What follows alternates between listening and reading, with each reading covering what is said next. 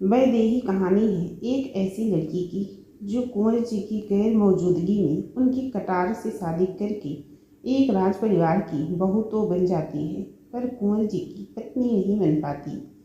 धोखा, फरेब और राज घराने की साजिशों के भंवर में फंसी वैदेही क्या अपने साथ हुए धोखे को जान पाएगी? जानने के लिए पहले वैदेही एक प्रेम कथा। वैदेही दुर्गा माता के मंदिर में ऊंचे सुरों में माता की आरती गा रही थी। उसकी मधुर आवाज़ मंदिर में चारों ओर गूंज रही थी।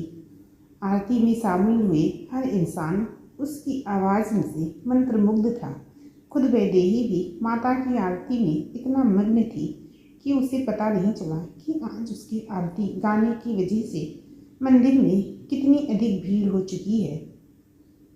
राजमाता सुमित्रा देवी की गाड़ी जैसे ही मंदिर के सामने आकर रुकी तो गाड़ी का चालक तुरंत गाड़ी से बाहर आया और उसने गाड़ी का दरवाज़ा खोला। दरवाज़ा खुलते ही राजमाता ने मंदिर की ओर देखा, क्योंकि उनके कानों में भी वैदेही की मधुर आवाज़ पड़ रही थी। अपनी गाड़ी से बाहर आते ही वो अपनी चप्पल उतार कर मंदिर की सीढ़ियाँ चढ़ने लगी। पर ये मधुर ध्वनि है किसकी, ये जानने के लिए वो बड़ी बेचैनी से मंदिर की ओर देखी जा रही थी।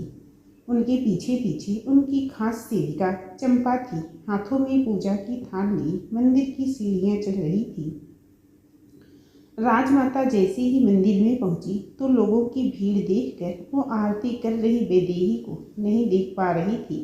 राजमाता को आगे देखने की कोशिश करते देख उनका एक सेवक तुरंत आगे आया और लोगों को राजमाता के रास्ते से हटाते हुए बोला, रास्ते से हटिए और राजमाता को माता के दर्शन करने दीजिए। सेवक के इतना कहते ही लोगों की दृष्टि राजमाता पर पड़ी। उन्होंने देखते ही मंदिर में जमा लोग खुद ब खुद उन्हें प्रणाम करके उनके रास्ते से हटने लगे। अब राजमाता को मंदिर के पुजारी और आरती गा रही लड़की नजर आने लगी थी, पर राजमाता को अभी भी वैदेही का चेहरा नजर नहीं आ रहा था, क्योंकि वैदेही उनकी ओर पीठ करके खड़ी थी। राजमाता अपने दोनों हाथों को जोड़े मुस्कुराते हुए वैदेही के पीछे जाकर खड़ी हो गई और आंखें बंद करके आरती में मगन हो गई।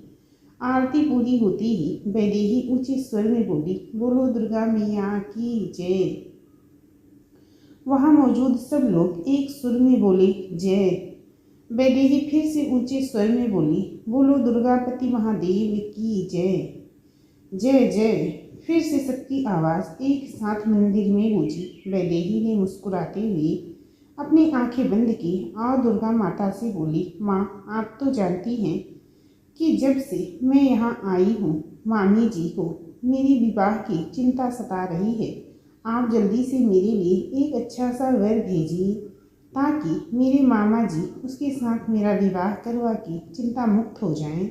राजमाता वैदेही की बातें सुनकर मन ही मन मुस्कुरा रही थी, पर उनका चेहरा देखने की जिज्ञासा अभी भी शांत नहीं हुई थी। वैदेही फिर से बोली, वो क्या है ना कि जब भी मैं उन्हें मेरे लिए इतना परेशान होते देखती हूँ तो मैं भी परेशान हो जाती हूँ। इसलिए आप जल्दी से उनकी और मेरी दोनों की प्रार्थना सुन लीजिए।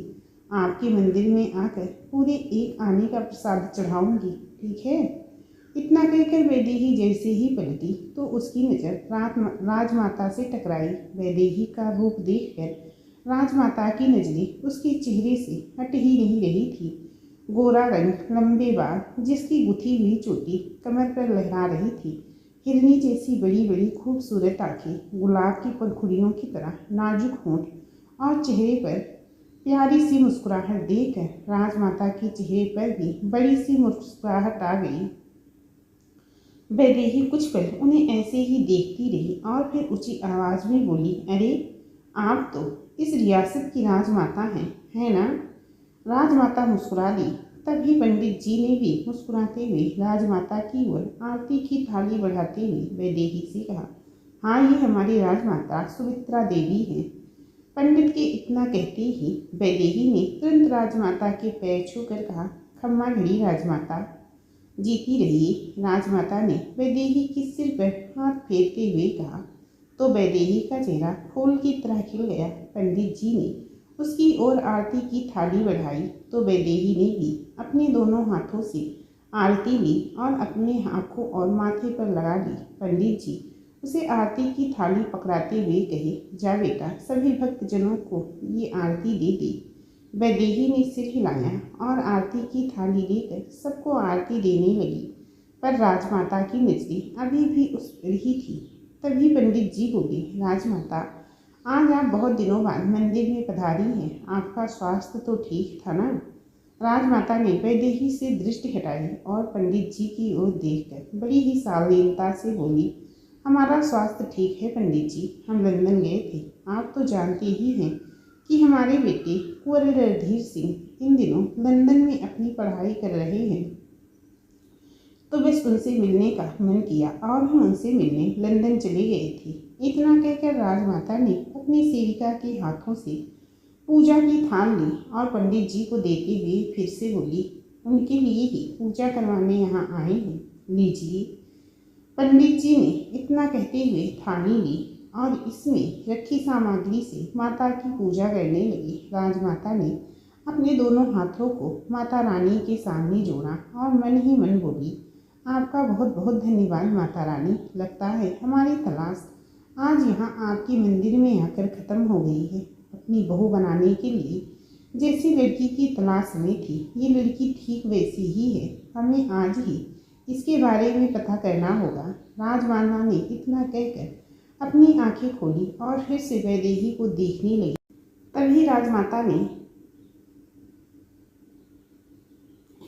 तभी पंडित जी पूजा की थाली लिए उनके पास आए और बोले, राजमाता, ये लीजिए आपकी पूजा की थाली। राजमाता की सेविका ने आगे बढ़कर तुरंत थाली ले ली। तभी राजमाता ने वैदेही की ओर देखकर पंडित जी से पूछा, पंडित जी, ये लड़की कौन है? राजमाता, ये मेरी बहन की बेटी वैदेही है। इसके पिता 2 साल पहले ही गुजर गए थे और मेरी बहन भी 2 महीने पहले गुजर गई। अकेली लड़की को किसके भरोसे छोड़ता?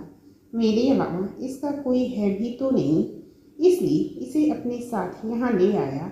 अब बस इसके लिए कोई अच्छा सा लड़का मिल जाए तो इसके हाथ पीले करके गंगा नहा लूँ। पंडित जी ने दुखी होकर कहा। पंडित जी की बातें सुनकर राजमाता मन ही मन बहुत खुश हुई, पर उन्होंने अपनी खुशी पंडित जी के सामने जाहिर नहीं होने दी और पंडित जी से बोली, अब हम चलते हैं पंडित जी, खम्मा घड़ी राजमाता। पंडित जी की इतना कहते ही राजमाता वैदेही को देखते हुए मंदिर से बाहर आई और सीढ़ियों से नीचे उतरते हुए मंद मंद मुस्कुराने लगी। वो आकर अपनी गाड़ी में बैठी और अपने सेवक सेविका के हाथ महल की ओर चल दी।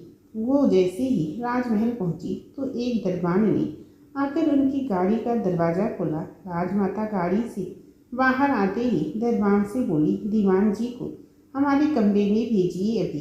जी राजमाता।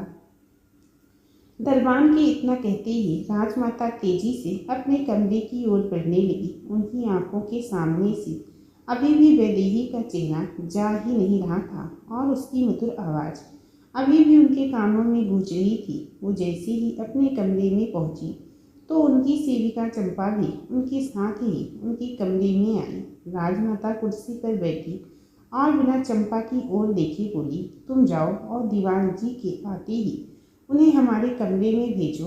जी राजमाता। इतना कह चंपा वहाँ से चली गई। राजमाता अभी भी वैदेही के बारे में सोच रही थी। तभी उनकी नज़र अपने बेटे कुंवर रणधीर की तस्वीर पर पड़ी और वो कुर्सी से उठकर आहिस्ता आहिस्ता उस तस्वीर की ओर बढ़ने लगी। तस्वीर के नज़दीक पहुँचते ही उन्होंने बहुत प्यार से उस तस्वीर को छुआ और बोली, आपको हमारे पास लौटना होगा रणधीर, लौटना होगा। हम बहुत जल्द आपको फिर से इस राजमहल में वापस ले आएंगे और वो भी बहुत धूमधाम से गाजे बाजे के साथ। इतना कहकर राजमाता तस्वीर को छूकर मुस्कुरा दी। तभी चंपा वहाँ आकर बोली, राजमाता, दीवान जी आपसे मिलने की इजाज़त चाहते थे, अंदर भेजो उन्हें, और जब तक हम उनसे बात कर रहे हैं आप किसी को भी अंदर नहीं आने देंगी, फिर चाहे वो कोई भी क्यों ना हो, समझी आप? राजमाता ने अकड़ के साथ कहा। चंपा ने आहिस्ता से हाँ में सिर हिलाया और चली गई। राजमाता बड़ी बेचैनी से दीवान जी का इंतजार करने लगी। खम्मा घड़ी राजमाता। दीवान जी ने राजमाता के सामने हाथ जोड़कर बड़ी ही नम्रता के साथ कहा। राजमाता उनकी ओर बढ़ी और बोली, घड़ी खम्मा दीवान जी, आइए विराजिए। दीवान जी वहीं रखी कुर्सी पर बैठ गए। राजमाता भी उनके सामने रखी कुर्सी पर बैठी और सोच में पड़ गई। उन्हें परेशान देखकर दीवान जी ने पूछा, क्या बात है राजमाता, आप थोड़ी चिंतित लग रही हैं। राजमाता ने परेशान होकर दीवान जी की ओर देखा और बोली, जब से हमारा देश आज़ाद हुआ है और सभी छोटी बड़ी रियासतों को एक कर दिया गया है, हमें हर पल बस यही डर लगा रहता है कि हमारी रियासत भी हमसे न छीन ली जाए। हाँ राजमाता, जब से आप लंदन से लौटी हैं हमें भी यही चिंता सताने लगी है, पर समझ नहीं आ रहा था कि हमारी रियासत को कैसे सरकार के अधीन जाने से बचाएं। दीवान जी ने परेशान होकर कहा। उनकी बातों ने राजमाता की चिंता और बढ़ा दी। वो अपनी कुर्सी से उठी और टहलते हुए कुछ सोचने लगी। दीवान जी ने इस तरह परेशान देखकर बहुत दुखी थे। राजमाता ने दीवान जी की ओर देखकर कहा, दीवान जी, आज हम दुर्गा माँ के मंदिर में पंडित जी की भांजी वैदेही से मिले। उस बच्ची को देखते ही हमारे मन में उसे इस राजमहल की बहू बनाने की लालसा जाग उठी है और हमने ये फैसला किया है कि हम उन्हें बहू बनाकर इस राजमहल में जरूर लेकर आएंगे। पर राजमाता, ये कैसे संभव है। दीवान जी ने उठकर इतना कहा ही था कि राजमाता ने उन्हें टोकते हुए कहा, कुछ मत कहिए दीवान जी, क्योंकि आप और हम दोनों जानते हैं कि रणधीर अब कभी लंदन से भारत नहीं लौटेंगे। इस रियासत को बचाने का अब सिर्फ एक ही रास्ता बचा है कि हमारी बहू इस राजमहल में आकर हमें इस रियासत का वारिस दे, और इसके लिए हमने वैदेही को अपनी बहू बनाने का फैसला कर लिया है। ये सुनकर दीवान जी बोले, ठीक है राजमाता, अगर आपने फैसला कर ही लिया है तो ये शादी जल्द से जल्द हो जानी चाहिए, क्योंकि इस रियासत पर अपना हक जमाने के लिए हमारे कुछ अपने ही लोग गिद्ध की तरह नजरें गड़ाए हुए हैं। आप लंदन टेलीफोन पर बात कर लीजिए, तब तक हम पंडित जी के घर उनकी भांजी का रिश्ता लेकर जाने की तैयारी करवाते हैं। ये सुनकर राजमाता मुस्कुरा दी। दीवान जी ने उनके सामने हाथ जोड़े और चले गए। उनके जाते ही राजमाता ने फिर से रणधीर की तस्वीर की ओर देखकर पूछा, ऐसा क्यों किया आपने बेटा, क्यों किया। आप हमारी इकलौती संतान हैं। अगर आप यहाँ नहीं लौटे तो हमारे लिए इस रियासत को बचाना मुश्किल हो जाएगा। आपके पिता महाराज इस दुनिया से जाते वक्त ये रियासत हमें बड़े भरोसे के साथ सौंप गए थे, पर हम अपनी जिम्मेदारी ठीक से निभा नहीं पाए। आपको विलायत पढ़ने के लिए भेजना हमारी सबसे बड़ी भूल साबित हुई, पर हम हमारी इस भूल की सज़ा इस रियासत के लोगों को कभी भुगतने नहीं देंगे। हम आपके काका साहब और उनके इरादों में कभी कामयाब नहीं होने देंगे, फिर चाहे उनके इरादों को नाकामयाब करने के लिए हमें किसी भी हद तक क्यों न जाना पड़े। हम जाएंगे और अपनी रियासत को दुश्मन से बचाकर ही दम लेंगे, फिर चाहे इस जंग में हमें हमारे प्राणों की आहुति ही क्यों ना देनी पड़े, हम पीछे नहीं हटेंगे। वैदेही अपने घर के आंगन में जमीन पर बैठी शाम की आरती के लिए माँ दुर्गा को चढ़ाई जाने वाली फूलों की माला बना रही थी। तभी उसके कानों में मोटर गाड़ी की रुकने की आवाज़ सुनाई दी। उसने नजरें उठाकर देखा तो उसके सामने राजमाता की मोटर गाड़ी खड़ी थी, जिसमें से मोटर गाड़ी का चालक बाहर आया और उसने राजमाता के बाहर आने के लिए दरवाज़ा खोला। राजमाता जैसे ही अपनी गाड़ी से नीचे उतरी तो वैदेही ने फूलों की माला टोकरी में रखी और तुरंत उठकर दौड़ती हुई राजमाता के पास आई। उसने झुककर राजमाता के दोनों पैरों को दबाकर उनके पैर और छुए और बड़ी शालीनता से बोली, खम्मा घड़ी राजमाता, आइए ना। दीवान जी गाड़ी से बाहर आकर बोले, बेटी, हम पंडित जी से मिलना चाहते हैं, मिल सकते हैं। जी जरूर, आप बैठिए, मैं अभी मामा जी को बुलाकर लाती हूँ। इतना कहकर वैदेही ने वहाँ रखी खाट को सीधा किया और दौड़कर घर के अंदर से एक साथ चादर ले आई। उसने चादर खाट पर बिछाई और राजमाता के सामने हाथ जोड़कर बोली, माफ़ कीजिएगा राजमाता, पर हमारे घर में मेहमानों के बैठने के लिए इससे अच्छा कोई बिछौना नहीं है, इसलिए अगर आप इस पर बैठेंगी तो हमारा मान बढ़ जाएगा। राजमाता मुस्कुराती हुई खाट पर बैठी और बोली, मान तो आज आपने हमारा बढ़ा दिया है, इसलिए यहाँ बैठकर हमें उतनी ही खुशी होगी जितनी कि आपको हमारे यहाँ बैठने से होगी। ये सुनकर वैदेही मुस्कुरा दी। दीवान जी भी वहीं राजमाता के पास खड़े वैदेही को देखकर मुस्कुरा रहे थे। उनके पीछे ही राजमाता की खास सेविका और 2 सेवक हाथों में बड़े बड़े थान लिए सिर झुकाकर खड़े हो गए। तभी वैदेही फिर से बोली, आपका बहुत बहुत शुक्रिया राजमाता, मैं अभी मामा जी को बुलाकर लाती हूँ। राजमाता कुछ कह पाती उसके पहले ही वैदेही जाने लगी, पर वो जैसे ही जाने के लिए पलटी, उसकी नज़र सामने से आ रहे अपने मामा जी पर पड़ी और वो मुस्कुराते हुए राजमाता की ओर देखकर बोली, राजमाता, मामा जी आ गए। पंडित जी को देखकर राजमाता के चेहरे पर चमक आ गई और उन्होंने वैदेही को तुरंत घर के अंदर चली गई। पंडित जी भागे भागे उनके पास आए और हाँफते हुए हाथ जोड़कर बोले, खम्मा ली राजमाता, अगर कोई काम था तो मुझे बुला लिया होता आपने, इस गरीब की झोपड़ी में आने का कष्ट क्यों उठाया। राजमाता मुस्कुराते हुए बोली, आप गरीब नहीं हैं पंडित जी, आपको तो भगवान ने अनमोल और बेहिसाब दौलत दी है और हम आपसे आपकी वही दौलत मांगने आए हैं। पंडित जी उन्हें हैरानी से देखने लगे। तभी वैदेही एक पीतल की थाली लिए वहां आ गई, जिसमें पीतल के 2 पानी से भरे हुए गिलास रखे थे। वैदेही ने थाली राजमाता की ओर बढ़ाई तो राजमाता ने वैदेही की ओर देखते हुए थाली में से पानी का गिलास उठाया और पंडित जी से बोली, हम आपकी भांजी वैदेही के लिए हमारे बेटे कुंवर रणधीर का रिश्ता लेकर आए हैं।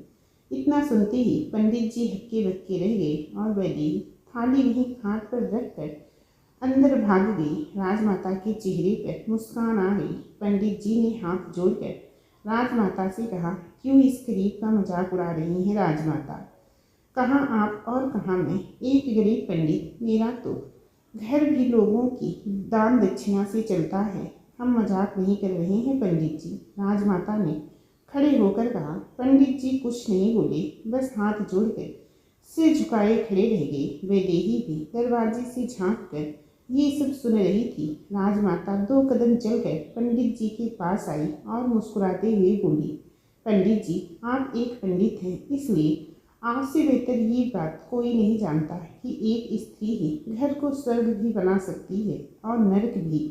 इसीलिए ही तो एक लड़की की शादी के लिए उसका परिवार उसके लिए एक ऐसी लड़की को तलाशता है जो सर्वगुण संपन्न हो। रणधीर सिर्फ हमारे बेटे नहीं हैं, बल्कि वो इस रियासत के कुंवर भी हैं, इसलिए उनके लिए एक सही लड़की का चुनाव करना हमारे लिए बहुत ज़रूरी है और आपकी भांजी वैदेही में हमारे बेटे की पत्नी और इस रियासत की रानी बनने की सारी खूबियाँ हैं, इसलिए हम आपसे आपकी भांजी वैदेही को हमारे कुंवर रणधीर के लिए आपसे मांगने आए हैं। ये सुनकर वैदेही के चेहरे पर हल्की सी मुस्कुराहट आ गई और उसने नजर शर्म से झुक गई। राजमाता ने पंडित जी के सामने हाथ जोड़कर कहा, हमें बहुत खुशी होगी अगर आप इस विवाह के प्रस्ताव को स्वीकार कर लेंगे तो। ये आप क्या कह रहे हैं राजमाता, यूँ मेरे सामने हाथ जोड़कर मुझे शर्मिंदा मत कीजिए।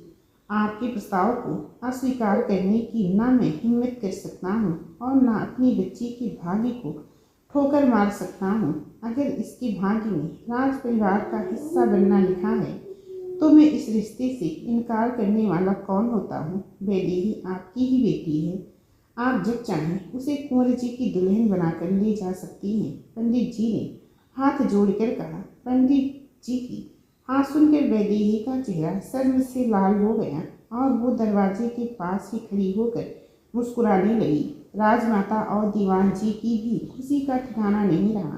राजमाता ने तुरंत अपनी सेविका को अपने पास आने का इशारा किया।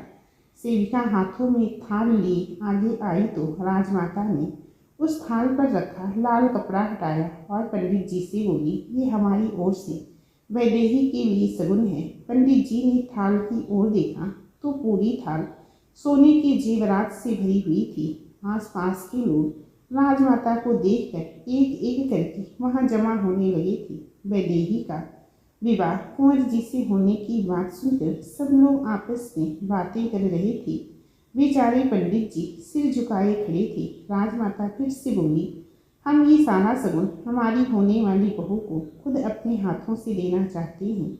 जरूर राजमाता, मैं अभी वैदेही को लेकर आता हूँ। इतना कहकर पंडित जी तुरंत अपने घर के अंदर आए। वैदेही दरवाजे के पास मिट्टी से बनी दीवार से सटकर खड़ी थी। उसकी नज़र शर्म से ऊपर ही नहीं उठ रही थी। पंडित जी ने बहुत प्यार से उसके सिर पर हाथ फेरा और बोला, बहुत भागों वाली है तू लाडो, जो राजमाता खुद चलकर तुझे कुंवर जी के लिए मांगने आई हैं। चल।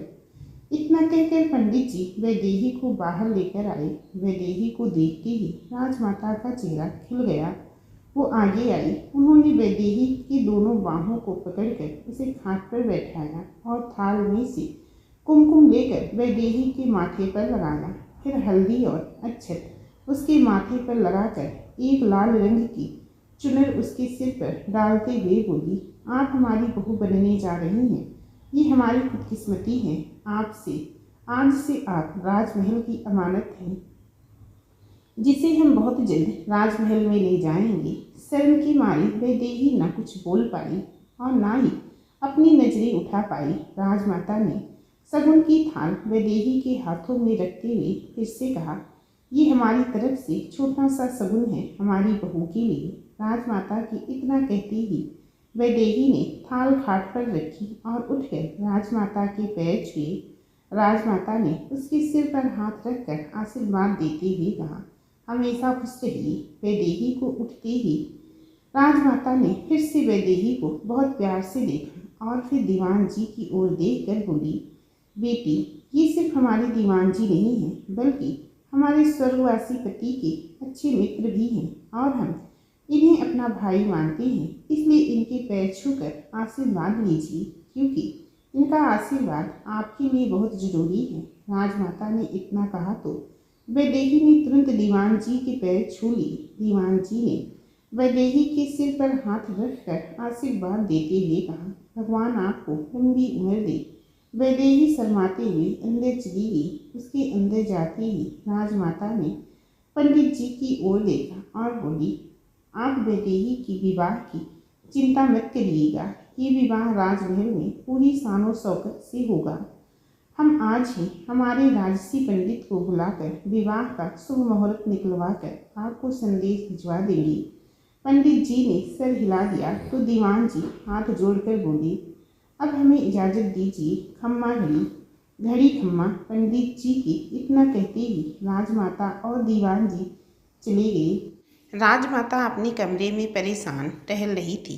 भानु और उनकी पत्नी तारा वहीं बैठे मन ही मन मुस्कुराते हुए उन्हें देख रहे थे। तारा ने भानु को इशारा किया तो भानु राजमाता से बोली, हमने आपसे पहले ही कहा था राजमाता कि एक बार रणधीर को यहाँ आ जाने दीजिए। एक बार वो यहाँ आकर वैदेही को पसंद कर लेती, उसके बाद ये विवाह होता तो आज हमारी जग हंसाई होने से रुक जाती। वही तो हम कह रहे हैं रणधीर, आज के पढ़े लिखे नौजवान हैं, विलायत में रहते हैं और अंग्रेजी में बात करते हैं। वो क्यों एक छोटे से गांव की एक अनपढ़ गंवार लड़की से ब्याह करेंगे? भानु के पास बैठी तारा ने पूछा। राजमाता ने गुस्से में तारा को घूरा और बोली, क्योंकि वैदेही को हमने उनके लिए चुना है। रणधीर हमारे बेटे हैं और वो अपनी माँ के हुक्म को मानने से इनकार कभी नहीं करते हैं। हमने उनसे खुद टेलीफोन पर बात की थी और उन्हें इस विवाह को करने की आपत्ति भी नहीं थी। उनके वक्त पर यहाँ न पहुँच पाने की कोई बहुत ही बड़ी वजह जरूर होगी। राजमाता, हम पर गुस्सा करने से कुछ नहीं होगा। इस वक्त पूरे देश से बड़े बड़े लोग इस शादी में शरीक होने आए हैं। आज अगर ये विवाह नहीं हुआ तो हम सब उनसे क्या कहेंगे? और जिस लड़की को आपने इस राजमहल की बहू बनाने का ख्वाब दिखाया है, उसका क्या होगा? अगर ये विवाह नहीं हुआ तो उस लड़की की तो जिंदगी बर्बाद हो जाएगी। तारा गुस्से में बोली। तारा की बातें सुनकर राजमाता मुस्कुराई और उन्होंने तारा से पूछा, आपसे किसने कहा कि अगर रणधीर नहीं आए तो ये विवाह नहीं होगा। राजमाता के इस सवाल पर तारा और भानु दोनों ही हैरान रह गए और एक दूसरे का चेहरा देखने लगे। राजमाता पूरी अकड़ के साथ कुर्सी पर बैठी और बोली, कुंवर आए या ना आए, ये विवाह तो होकर ही रहेगा। आप जाइए और विवाह में बुलाए गए सारे मेहमानों का पूरे सम्मान के साथ स्वागत कीजिए। राजमाता की इतना कहते ही भानु और तारा उठकर खड़े हो गए और राजमाता को हैरानी से देखने लगी। जाइए और जाकर मेहमानों का स्वागत कीजिए, ये हमारा हुक्म है, राजमाता ने रौबदार आवाज़ में कहा तो भानु गुस्से में वहाँ से चले गए।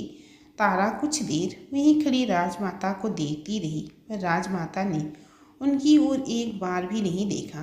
तभी चंपा अंदर आकर बोली, राजमाता, दीवान जी आए हैं। राजमाता ने उसे दीवान जी को अंदर भेजने का इशारा किया तो चंपा चली गई। उनके जाते ही राजमाता ने तारा को भी जाने का इशारा किया। तारा को उन पर बहुत गुस्सा आया और वो भी भनभनाती हुई वहाँ से जाने लगी। पर दीवान जी और पंडित जी को आता देख उनके कदम रुक गए। उन्होंने पलटकर राजमाता की ओर देखा और फिर गुस्से में वहाँ से चली गई। खम्मा घड़ी राजमाता। दीवान जी राजमाता की ओर बढ़ते हुए बोली। राजमाता ने पलटकर दीवान जी की ओर देखा और बोली, घड़ी खम्मा दीवान जी, हम आपका ही इंतजार कर रहे थे।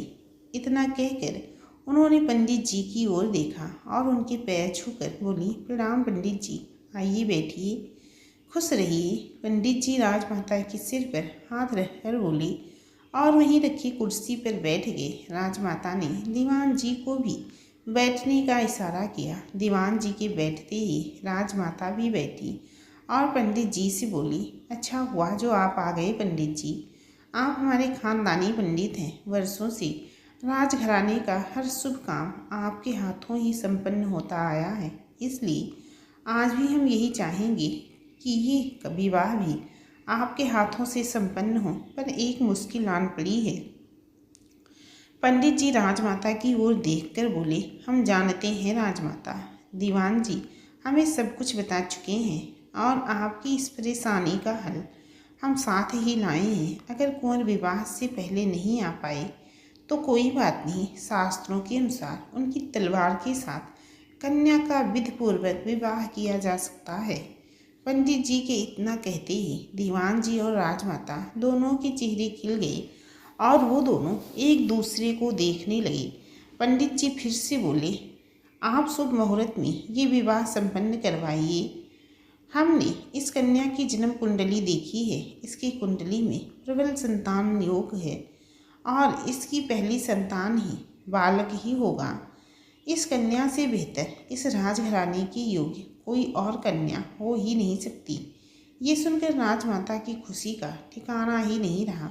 वो तुरंत उठकर खड़ी हो गई और दीवान जी से बोली, तो फिर ठीक है, अब वैदेही का विवाह कुंवर शाह की तलवार के साथ ही संपन्न होगा। दीवान जी, विवाह का शुभ मुहूर्त निकट आ चुका है, आप जाइए और वैदेही के मामा जी को संदेशा भिजवाइए कि वो दुल्हन को लेकर तुरंत मंडप में पहुँचे। हम भी बस आ ही रहे हैं। जी राजमाता। इतना कहकर दीवान जी मुस्कुराते हुए वहाँ से चले गए। उनके जाते ही राजमाता ने सोने चांदी के सिक्कों से भरी एक थाल उठाकर पंडित जी को देते हुए कहा, ये लीजिए पंडित जी, ये आपके लिए है, पर इसे दक्षिणा मत समझिएगा, वो तो आपको विवाह ठीक से संपन्न होने के बाद ही मिलेगी। ये तो हमारी तरफ से एक छोटा सा उपहार है, ले लीजिए। पंडित जी ने मुस्कुराते हुए थाल ले ली तो राजमाता की खुशी और बढ़ गई। इधर वैदेही दुल्हन की तरह सजी धजी बैठी थी, पर उसके चेहरे पर जरा भी खुशी नहीं थी। वो बार बार दरवाजे की ओर ये सोचकर देख रही थी कि कोई ये खुशखबरी लेकर आ जाए कि कुंवर शाह आ गए हैं। तभी गायत्री मुस्कुराते हुए अंदर आई और वैदेही से बोली, मैंने कहा था ना आपसे रानी शाह कि आज आपका विवाह जरूर होगा, तो क्या कुंवर शाह आ गए? वैदेही ने बड़ी ही उत्सुकता से पूछा तो गायत्री ने मुस्कुराते हुए वैदेही के चेहरे को उनकी चुनर से ढकते हुए जवाब दिया, कुंवर शाह को देखने का आपका इंतजार अभी ख़त्म ना हुआ है रानी साहब। अभी आपको कुछ दिन और उनका इंतज़ार करना है, क्योंकि विलायत से कुंवर शाह का टेलीफोन आया था। उन्होंने बताया कि वो जिस हवाई जहाज़ से आने वाले थे उसमें बैठने के लिए उन्हें जगह ना मिली, इसलिए वो कुछ दिन बाद आएंगी। गायत्री के इतना कहते ही वैदेही ने तुरंत अपना घूंघट उठाया और गायत्री को अचरज भरी नजरों से देखने लगी। गायत्री फिर से मुस्कुराई और बोली, पर आपका विवाह आज उनकी तलवार के साथ पूरी विधि विधान के साथ किया जाएगा। अब तो मुस्कुरा दीजिए। गायत्री की ये बात सुनकर वैदेही के चेहरे की मुस्कुराहट लौट गई। गायत्री ने फिर से उनके चेहरे पर घूंघट डाला और बोली, चलिए विवाह का समय हो गया है। आपके मामा जी और राजमाता ने आपको मंडप में बुलाया है, चलिए। इतना कहकर गायत्री ने वैदेही को उठाया और बाकी सभी सेविकाओं के साथ उसे लेकर मंडप में पहुंची। वैदेही को देखते ही राजमाता दीवान जी और वैदेही के मामा जी सबके चेहरे खिल उठ गए। मंडप में बैठे राजघराने के पंडित जी दुल्हन को देखते ही बोले, कन्या को वेदी पर बैठाइए। गायत्री ने उसे वेदी पर बैठाया तो पंडित जी ने भी मंत्र पढ़ने शुरू कर दिए। पंडित जी के कहे अनुसार कुंवर शाह की तलवार के साथ वैदेही का गठबंधन हुआ। खुद वैदेही ने कुंवर शाह की तलवार से अपनी मांग में सिंदूर भरा और तलवार के साथ 7 फेरे लिए। विवाह संपन्न होते ही वैदेही ने सबके पैर छूकर उनका आशीर्वाद लिया। राजमाता ने वैदेही को गले लगाकर कहा, आज से आप इस राज परिवार का हिस्सा हैं बहू रानी, और हम आपसे ये उम्मीद करते हैं कि आप इस परिवार की मान मर्यादा को अपनी जान से भी ज़्यादा संभाल कर रखेंगी।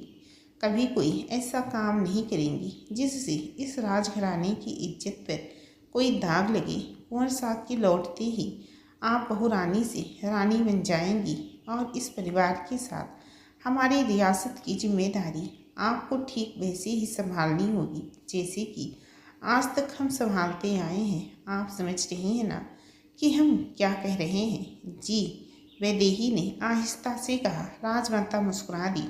उन्होंने गायत्री को वैदेही को ले जाने का इशारा किया। गायत्री आगे आई और उसने वैदेही की दोनों बाहें पकड़कर, आइए रानी साहब। वैदेही गायत्री के साथ चली गई। विवाह को 1 महीना होने को आया था, पर कुंवर शाह अब तक नहीं आए थे। वैदेही हर रोज़ अपने कमरे की खिड़की के पास खड़ी उनके आने की राह देखती रही, पर हर रोज़ उसे सिर्फ निराशा ही हाथ लगती थी। एक दिन उनका इंतज़ार तब खत्म हुआ जब राजमाता खुद चलकर उनके पास आते हुए बोली, बहू रानी, आपका इंतज़ार अब खत्म हुआ। कुंवर हिंदुस्तान आ चुके हैं। ये सुनकर वैदेही की खुशी का ठिकाना ही नहीं रहा। उसने राजमाता के पैर छुए। राजमाता ने उसे उठाकर अपने गले लगा लिया और बोली, बहू रानी, गायत्री से कहकर जल्दी से अपना सामान बंधवा लीजिए, क्योंकि आपको अभी कुंवर शाह के पास जाना है। मुझे जाना है? पर क्यों राजमाता? क्या कुंवर जी यहाँ नहीं आ रहे हैं? वैदेही ने हैरानी से पूछा। राजमाता ने बहुत प्यार से वैदेही के गाल को छूकर कहा, बहू रानी, रणधीर कुछ महीनों के लिए हमारे कश्मीर वाले पैलेस में रहना चाहते हैं, इसलिए आपको भी उन्होंने वहीं बुलाया है। दरअसल बात यह है बहू रानी कि इस समय राजस्थान में गर्मी बहुत ज़्यादा होती है और कुंवर वर्षों से विलायत में पढ़ाई कर रहे हैं, जहाँ हर समय ठंड का मौसम होता है, इसलिए उन्हें राजस्थान की गर्मियों की आदत नहीं रही। 5 वर्ष पहले जब वो गर्मियों में यहाँ आए थे तो बहुत बीमार हो गए थे, इसलिए इस बार हमने भी उन्हें यहाँ आने के लिए ना कहा है। पर आपको और इंतज़ार कैसे करवाते हम, इसलिए आप भी उनके पास चली जाइए। ये सुनकर वैदेही के उदास चेहरे पर मुस्कुराहट आ गई और उसने शर्म से अपनी नजरें झुका ली। राजमाता भी मुस्कुरा दी और बोली, आप जाइए उनके पास, हम भी बहुत जल्द अपना काम काज निपटा कर वहाँ आएंगे और फिर हम अपने बेटे और बहू रानी के साथ कश्मीर की सैर करेंगे। वैदेही फिर से मुस्कुरा दी। चलिए जल्दी से जाने की तैयारी कीजिए। आपकी खास सखी गायत्री भी आपके साथ जाएगी आपका ख्याल रखने के लिए। हम आपके जाने का इंतजाम किए देते हैं, राजमाता ने मुस्कुराते हुए कहा और फिर वैदेही के माथे को चूमा। लाज के मारे वैदेही की नज़र ऊपर ही नहीं उठी, पर उसके चेहरे पर कुंवर जी के पास जाने की खुशी छिपाई नहीं छिप रही थी। राजमाता मुस्कुराते हुए चली गई। उनके जाते ही वैदेही अपने कमरे में लगी कुंवर जी की तस्वीर की ओर बढ़ी। उसने बहुत प्यार से कुंवर जी की तस्वीर को छुआ और बोली, बहुत जल्द आप मेरे सामने होंगी। पता नहीं जब मैं आपको अपनी आंखों के सामने देखूंगी तो लाज के मारे आपसे कुछ कह पाऊंगी या नहीं, और मुझे आपने सामने देखकर ना जाने आप मुझसे क्या कहेंगे। इतना कहकर वैदेही ने ऊपर आसमान की ओर देखा और फिर से बोली, हे ठाकुर जी, अब आपको ही मुझे संभालना होगा। कहीं अपने बिंद को लेकर मैं खुशी के मारे बेहोश होकर जमीन पर ही ना गिर पड़ूं। तभी गायत्री वहां आकर बोली, आप चिंता ना करें रानी सा, मैं आपको संभाल लूँगी। गायत्री की आवाज़ सुनकर वैदेही उसके पास आई और उसने पहले उसे गले लगाया और फिर खुशी से उसे गोल गोल घुमाते हुए बोली, आज मैं बहुत खुश हूँ गायत्री, बहुत खुश। खुश तो होंगी ना आप, आपको कुंवर शाह ने जो बुलाया है। गायत्री मुस्कुराते हुए बोली। वैदेही ने उसके गाल को चूमा और मुस्कुराते हुए बोली, हाँ, पर हमारी प्यारी सखी भी हमारे साथ ही चलेगी। अब तुम जल्दी से अपना सामान बांध लो, राजमाता ने कहा है कि हमें आज ही निकलना है। गायत्री ने मुस्कुराते हुए अपना सिर हिलाया और चली गई, पर वैदेही वहीं खड़ी कुंवर जी की तस्वीर देखकर शर्म से लाल हुई जा रही थी। सांझ हो चुकी थी और राजमाता अपने कमरे में परेशान टहल रही थी। उन्हें परेशान देखकर कमरे में रोशनी कर रही चंपा बोली, राजमाता, रानी सा तो कुंवर शाह से मिलने के लिए निकल गई हैं। उनके वहाँ पहुँचते ही सब ठीक हो जाएगा, और फिर यहाँ भी कोई नहीं जानता कि कुंवर शाह से मिलने रानी सा कहाँ गई हैं। इतना सुनते ही राजमाता ने आसपास देखा और बोली, आहिस्ता बोली चंपा, क्योंकि दीवारों के भी कान होते हैं। हम नहीं चाहते कि दुश्मनों को ये बात पता चले कि बहू रानी कहाँ गई हैं।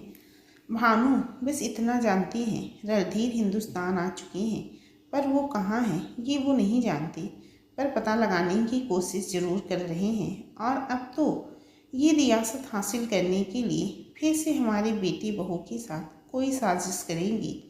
इसलिए हमने बहू रानी को रणधीर के पास भेजने वाली बात किसी को पता नहीं चलने दी। सिर्फ हमारे भरोसेमंद लोग ही जानते हैं कि बहू रानी कहाँ गई हैं। बस एक बार बहू रानी सही सलामत वहाँ पहुँच जाएं तो हम चैन की सांस ले पाएं। राजमाता, मैं अभी ठाकुर जी के आगे दिया जलाकर आती हूँ। उनके रहते अब कुछ गलत नहीं होगा। चंपा इतना कह कर जाने लगी तो राजमाता ने उसे रोकते हुए कहा, रुकिए चंपा, अपने बच्चों के लिए ठाकुर जी के आगे दिया हम खुद जलाएंगे। चंपा मुस्कुरा दी। राजमाता मंदिर की ओर बढ़ने लगी।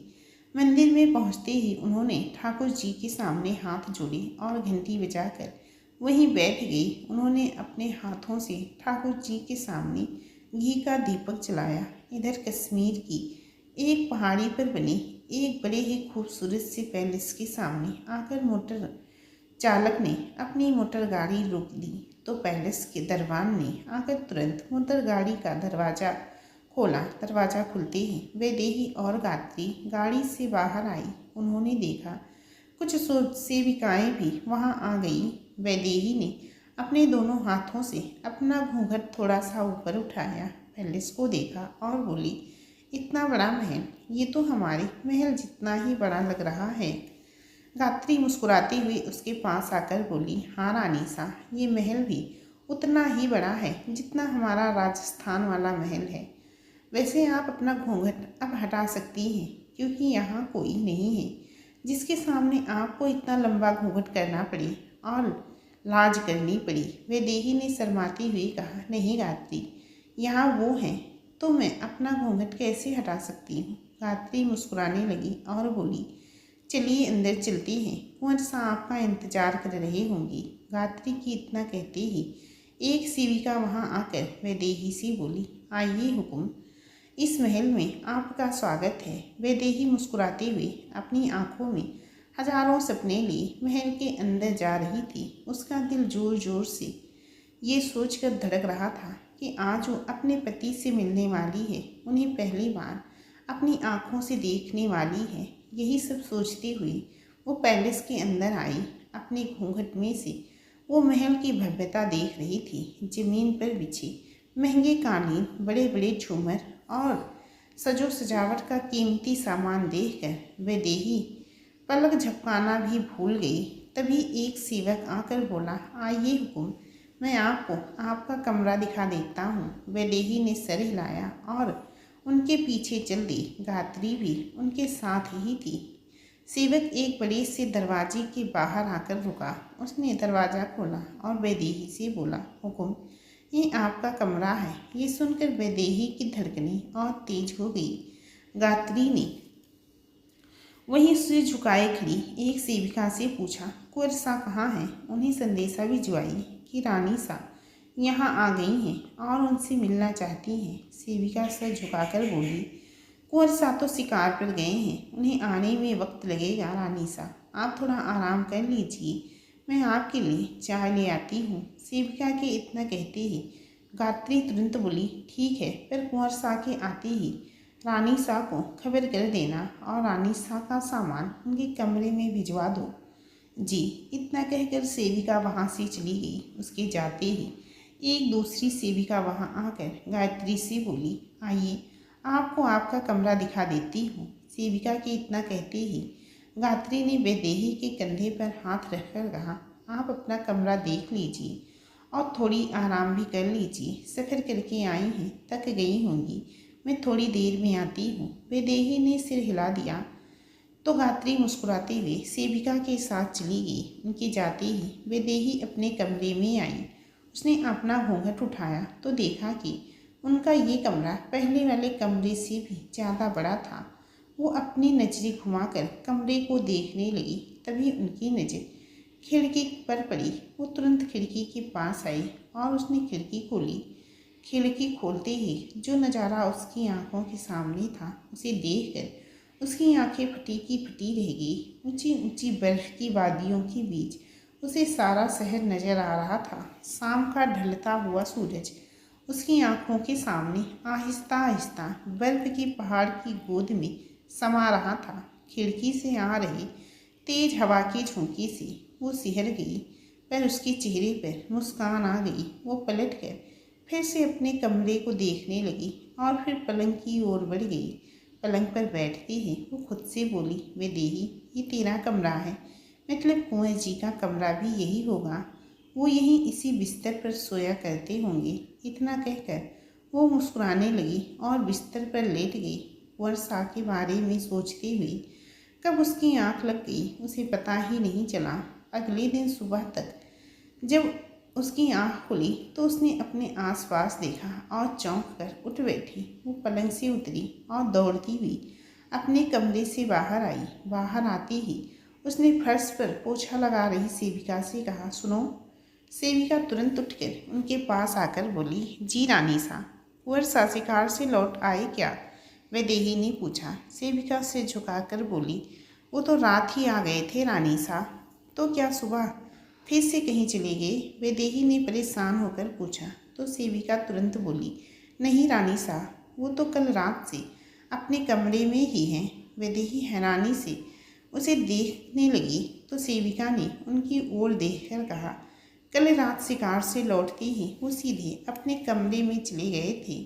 अपने कमरे में? वैदेही ने हैरानी से पूछा। तो सेविका ने जवाब दिया, जी रानी सा, वो रहा उनका कमरा। सेविका ने कमरे की ओर इशारा किया। वैदेही ने कमरे की ओर देखा और बिना सेविका से कुछ कहे उस कमरे की ओर दौड़ पड़ी। कमरे के दरवाजे के पास पहुंचकर उसने दरवाज़ा खटखटाना चाहा, पर फिर उसने अपने हाथों को रोक लिया। वो कुछ देर वहीं खड़ी रही, फिर उसने हिम्मत करके दरवाजे पर दस्तक दी, पर अंदर से ना ही कोई जवाब आया और ना ही कोई बाहर आया। वैदेही ने फिर से दरवाज़ा खटखटाया तो अंदर से किसी ने चीखते हुए कहा, हमने कितनी बार कहा है, हमें डिस्टर्बेंस पसंद नहीं है। कौन है? वैदेही डरते हुए बोली। जी मैं हूँ, आपकी पत्नी वैदेही। नहीं मानते हम आपको अपनी पत्नी। हमें एक ऐसी लड़की का चेहरा तक नहीं देखना गंवारा जो अनपढ़ और गंवार हो। आप चली जाइए यहाँ से और दोबारा यहाँ कभी मत आइएगा। अंदर से कुंवर सा चीखते हुए बोली। कुंवर सा की बात सुनकर वैदेही के पैरों तले जैसे जमीन ही खिसक गई। उसे लगा जिसे किसी ने एक पल में उससे उसका सब कुछ छीन लिया हो। वो कुंवर सा से आगे कुछ कहने की हिम्मत नहीं जुटा पाई और लड़खड़ाने लगी, पर वो गिरती उसके पहले ही गात्री ने आकर उसे पकड़ लिया। वैदेही रोते हुए उसे देखने लगी। गात्री ने वैदेही को संभलने हुए पूछा, क्या हुआ रानी सा, आप ठीक तो हो ना? वैदेही ने कोई जवाब नहीं दिया और रोती हुई अपने कमरे की ओर भाग गई। गात्री भी उनके पीछे दौड़ते हुए उनके कमरे में आई तो उसने देखा कि वैदेही पलंग पर लेटी रो रही थी। गात्री ने उसे उठाकर उसके आंसू पोंछकर कहा, रानी सा, हम सिर्फ आपकी खास सेविका ही ना बल्कि आपकी सखी भी हैं, तो बताइए हमें कि क्या हुआ। वैदेही ने रोती हुई गात्री को पूरी बात बताई। उनकी बातों को सुनकर गात्री भी परेशान हो गई।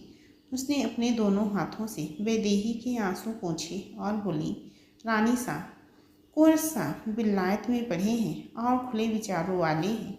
उनकी सोच हम भारतीयों जैसी नहीं है। वो तो पश्चिम की सभ्यता में रम गए हैं। मैंने सुना है कि विलायत में ऐसा नहीं होता।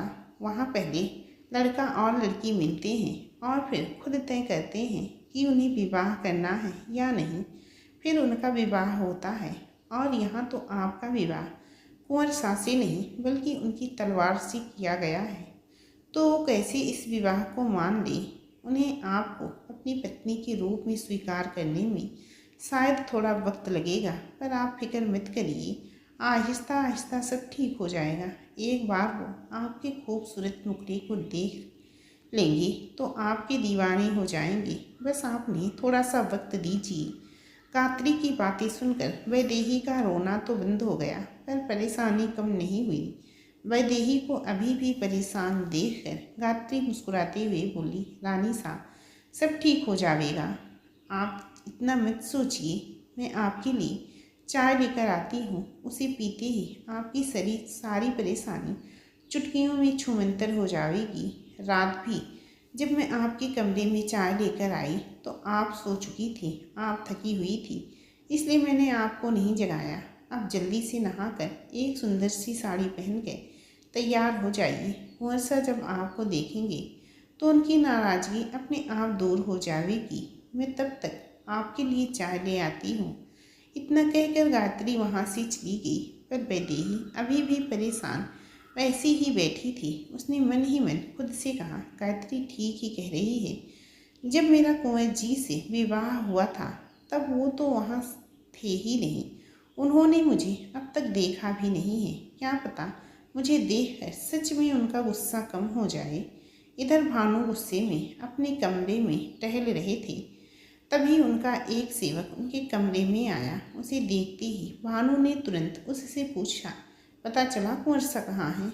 नहीं हुकुम, हमने राजमाता के महल में उनके सारे खास आदमियों और सेविकाओं से पूछताछ की, पर किसी को पता ना है कि कुंवर सा भारत में आकर कहाँ रुके हैं। सेवक ने सिर झुकाकर कहा। सेवक की बातें सुनकर भानु ने गुस्से में दीवार पर लगी अपनी तलवार निकाली और उस सेवक के पेट में घोंप दी। ये देखकर भानु की पत्नी उनके पास आई और उसने उन्हें पकड़ते हुए पूछा, ये क्या किया आपने? अगर राजमाता को पता चल गया कि आपने किसी सेवक की हत्या की तो खुद पुलिस को बुलाकर आपको जेल में बंद करवा देंगी। भानु गुस्से में अपनी तलवार जमीन पर फेंक कर बोले, तो हम क्या करें तारा? ये सब किसी काम के नहीं हैं। इनसे इतना सा काम नहीं हुआ कि ये रणधीर का पता लगा सकें। और उधर राजमाता ने बहू रानी को उनके पास भी भेज दिया। अब तुम देखना, वो भिखारी की बेटी अपनी गोद में इस रियासत के वारिस को लेकर ही लौटेगी और हम फिर से अपना हाथ मलते रह जाएंगे। भानु की बातें सुनकर तारा भी परेशान हो गई। उन्होंने ताली बजाकर अपनी सेविका को बुलाया। सेविकाओं के आते ही उसने सेविकाओं से कहा, इसे उठाकर और महल के पीछे वाले जंगल में दफना दो। जी हुकुम। इतना कहकर सेवक उन लाश को उठाने लगे। तभी तारा फिर से बोली, सबकी नजरों से बचाकर ये काम करना, महल से बाहर ये बात ना जाए। जाओ। सेविकाओं ने उन सेवक की लाश उठाई और वहाँ से चले गए। उनके जाते ही तारा भानु की ओर देखने लगी, जो अभी भी गुस्से में लाल पीले थी। इधर वैदेही तैयार होकर फिर से कुंवर शाह के कमरे के दरवाजे के पास पहुंची तो दरवाज़ा बाहर से बंद था। उसने सेविका से पूछा, ये दरवाज़ा बाहर से बंद क्यों है? सेविका डरते हुए बोली, वो कुंवर शाह को ये बिल्कुल पसंद नहीं कि कोई उनकी गैर मौजूदगी में उनके कमरे में जाए, क्योंकि उनके कमरे में विलायत से लाया हुआ बहुत सारा कीमती सामान रखा है। इसलिए बाहर जाने से पहले वो अपने कमरे में ताला लगाकर जाते हैं। मतलब कुंवर जी बाहर गए हैं? वैदेही ने पूछा। सेविका ने हाँ में अपना सिर हिला दिया। वैदेही कुछ देर वहीं खड़ी दरवाजे की ओर देखती रही और फिर अपने कमरे में चली आई। 3 दिन तक यही सब होता रहा। सुबह जब वो सोकर उठती तो कुंवर शाह उसके उठने से पहले ही चले जाते और रात उसकी सोने के बाद ही महल में आते और सीधे अपने कमरे में चले जाते। सेवक आकर उसे कुंवर शाह के आने और फिर चले जाने की बात बताते। जब वो राजमहल में होते तो वैदेही उनके कमरे में जाती, पर कुंवर शाह दरवाज़ा ही नहीं खोलते और उस पर चीखते चिल्लाते। डर के मारे वैदेही रोते हुए अपने कमरे में चली आती और घंटों रोती रहती। गायत्री से उसकी हालत देखी ना जा रही थी। वो जब भी राजमाता को टेलीफोन करके सब कुछ बताने की बात कहती तो वैदेही उसे ये कहकर रोक देती कि कहीं राजमाता को सच जानकर कोई तकलीफ ना पहुंचे। बेचारी गायत्री भी चुप रह जाती। एक दिन वैदेही फिर से कुंवर शाह के कमरे के बाहर पहुंची और उसने डरते हुए फिर से दरवाज़ा खटखटाया तो अंदर से फिर से आवाज़ आई, तुम्हें एक बार में कोई बात समझ नहीं आती क्या, जो रोज़ रोज़ चली आती हो? हम हजारों बार तुमसे कह चुके हैं कि हम तुम्हें अपनी पत्नी के रूप में कभी स्वीकार नहीं करेंगे। तुम चली क्यों नहीं जाती हो यहाँ से? चली जाओ, गेट आउट। कुंवर शाह की तेज आवाज़ से वैदेही डर गई और रोते हुए वहाँ से भागी और भागते हुए महल के बाहर बने फूलों के बगीचे में आई। वो वहीं खड़ी बहुत देर तक फूट फूट कर रोती रही। कुछ देर बाद उसे बगीचे का माली आता हुआ नजर आया। उसने तुरंत अपने आंसू पोंछे और फिर से महल में जाने के लिए पलटी, पर तभी वो लड़खड़ा कर गिर गई। पर वो गिरते गिरते उससे पहले ही उसे एक लड़के ने आकर अपनी बाहों में पकड़ लिया। उस लड़के ने काले रंग के पतलून और सफ़ेद रंग की कमीज के ऊपर काले रंग का कोट पहना हुआ था। गोरा चिट्टा वो लड़का किसी महल के राजकुमार की तरह लग रहा था। वैदेही उसे एक टक देख रही थी। उस लड़के ने वैदेही की आंखों में देखकर कहा, बहुत खूबसूरत आंखें हैं आपकी, और आपका ये खूबसूरत मुखड़ा देखकर तो कोई भी अपना दिल निकाल कर आपके कदमों में रख दे। जी, वैदेही ने खुद को उससे दूर करके पूछा तो उस लड़के ने वैदेही की ओर अपना हाथ बढ़ाकर मुस्कुराते हुए कहा, हेलो। वैदेही ने उसके हाथ की ओर देखा पर अपना नहीं बढ़ाया तो उस लड़के ने अपना हाथ पीछे करते हुए कहा, मेरा नाम अनिरुद्ध है, मैं रणधीर का दोस्त हूँ, लंदन से आया हूँ, हम दोनों साथ ही पढ़ते हैं। अनिरुद्ध के इतना कहते ही वैदेही ने हाथ जोड़कर कहा, खम्मा घड़ी, मैं वैदेही हूँ। वैदेही ने इतना कहा तो अनिरुद्ध ने भी अपना हाथ जोड़ी पर उसे एक टक देखने लगा। वैदेही ने वहीं खड़े एक सेवक से कहा, मेहमान का सामान अंदर ले जाओ। वैदेही ने इतना कहा ही था कि उसे मोटर गाड़ी की आवाज़ सुनाई दी। वो भागती हुई मोटर गाड़ी के पीछे दौड़ी, पर तब तक मोटर गाड़ी उसकी पहुंच से दूर चली गई। वो परेशान होकर मोटर गाड़ी को जाते देखने लगी। तब अनिरुद्ध ने वहां आकर पूछा, मैं बाहर ही खड़ा रहूं या आप मुझे अंदर भी ले जाएंगी। जिससे मिलने आप यहाँ आए थे वो अभी अभी उस मोटर गाड़ी में बैठकर चले गए हैं। वैदेही ने अनिरुद्ध की ओर देखकर कहा। अनिरुद्ध ने तुरंत पहाड़ी से नीचे जा रही मोटर गाड़ी की ओर देखा और मुंह बनाकर बोला, ओ नो, आइए अंदर चलिए। वैदेही ने उदास होकर कहा तो अनिरुद्ध उसे देखते हुए उसके पीछे पीछे चल दिए। उसे वैदेही के खूबसूरत चेहरे के पीछे की उदासी साफ नजर आ रही थी। वैदेही महल की ओर बढ़ते हुए फिर से बोली, कुंवर जी शाम तक आ जाएंगे। सेवक आपको आपका कमरा दिखा देगा। आप चलकर थोड़ी देर आराम कर लीजिए, मैं आपके लिए चाय भिजवाती हूँ। महल में आते ही वैदेही ने सेवक से कहा, ये कुंवर जी के दोस्त हैं, विलायत से आए हैं, इनके ठहरने का इंतजाम करो।